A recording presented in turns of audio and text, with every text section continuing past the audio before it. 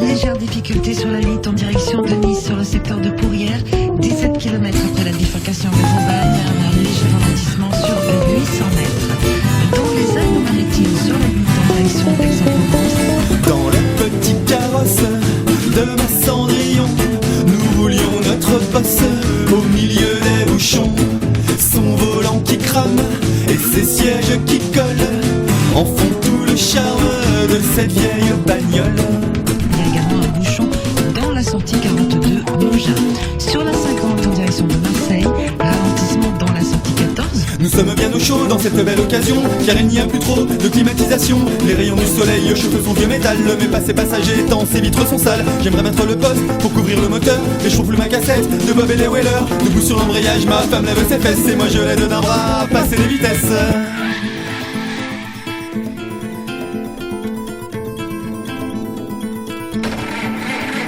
L'avantage de traîner dans cette automobile, c'est qu'elle est vaccinée contre les radars mobiles.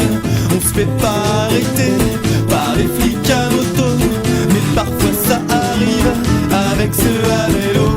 Je vous incite à le prendre un tour en dessous, parce que sinon vous allez vous retrouver je n'ai pas vous le donner. Vous allez vous retrouver en garde à vue à la brigade pour outrage. C'est vrai qu'elle est sexy dans son beau bleu foncé, si bien qu'on nous a pris pour la marée chaussée. Par solidarité, jamais d'appel de phare, les gens croient qu'on a caché à notre gyrophare. Tout le monde lève les pieds et réduit la cadence quand nous sommes arrêtés sur la bande d'arrêt d'urgence. Les regards se détournent et on reste en galère. Si elle tient le retour, je la repars en paire.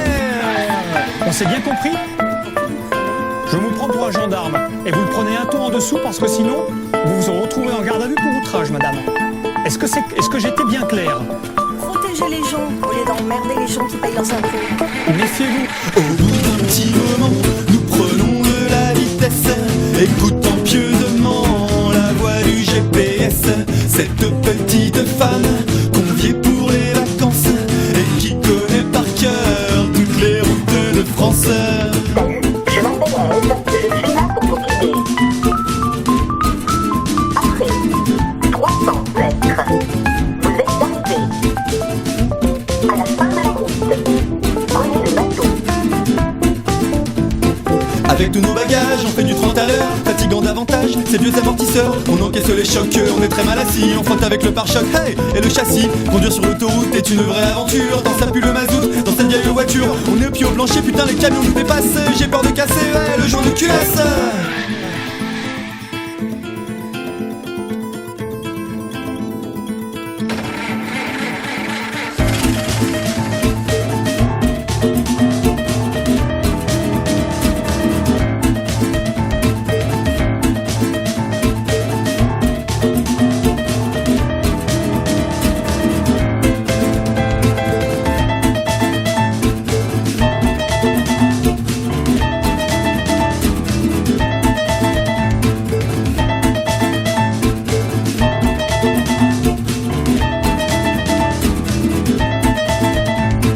Quand va l'heure fatidique du contrôle technique, je vis arriver grand sourire le garagiste. Les grosses réparations sur sa vieille mécanique auguraient d'une douloureuse du PIB de l'Afrique. Notre homme souriant, désigné avec classe, les phares le clignotant, le pare-brise et les essuie-glaces, les tôles pliées, le pot d'échappement, les bougies, le carbu et des roues l'alignement. Notre fière auto tremblait du coffre au capot, si bien que ma femme sanglotait dans mon dos. Elles étaient toutes deux à ma bouche pendue, on la laisse au monsieur, elle ne souffrira plus. Elle ne souffrira plus. Regardez là, c'est cadeau.